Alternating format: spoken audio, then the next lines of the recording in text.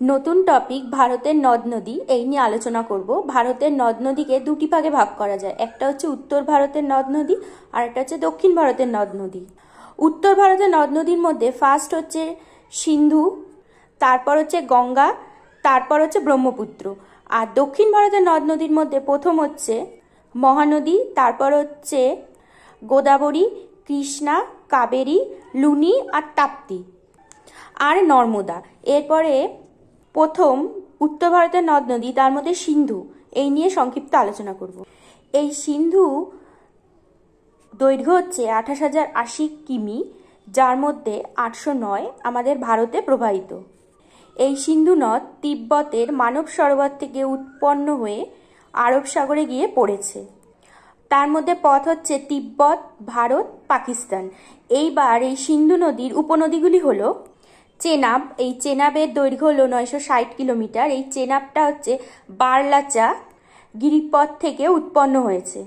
এরপর হচ্ছে ঝিলাম 725 কিমি, ভেরিনাগ থেকে উৎপন্ন হয়েছে।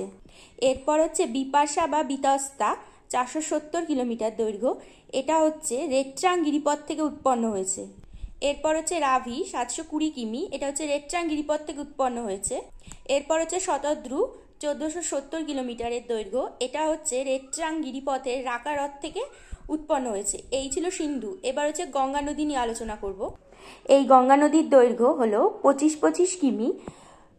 এটা হচ্ছে কুমায়ুন হিমবাহের গঙ্গোত্রী হিমবাহ থেকে উৎপন্ন হয়ে বঙ্গোপসাগরে পড়েছে।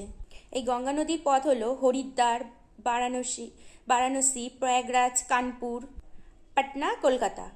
এর উপনদীগুলি হলো ফার্স্ট হচ্ছে যমুনা। যমুনা হচ্ছে যমুনেত্রী হিমবাহ উত্তরাখণ্ডের থেকে উৎপন্ন হয়েছে। এই যমুনার দৈর্ঘ্য হচ্ছে 1375 কিমি। এরপর হচ্ছে ঘরঘরা। ঘরঘরা হচ্ছে মানব সরোবর থেকে উৎপন্ন হয়েছে, মানুষ।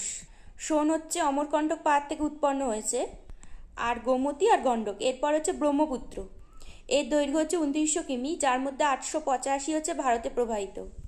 এটা হচ্ছে তিব্বতের কৈলাস পর্বতের চেমায়ুং দুং হিমবাহ থেকে উৎপন্ন হয়ে বঙ্গোপসাগরে গিয়ে পড়েছে। আর পৃথিবীর বৃহত্তম দ্বীপ মাজুলি দ্বীপ এই ব্রহ্মপুত্র নদেই সৃষ্টি হয়েছে। এবার ব্রহ্মপুত্রর উপনদীগুলি হলো সুবর্ণশিরি, তিস্তা, মানস, রায়ঢাক, জলঢাকা প্রভৃতি।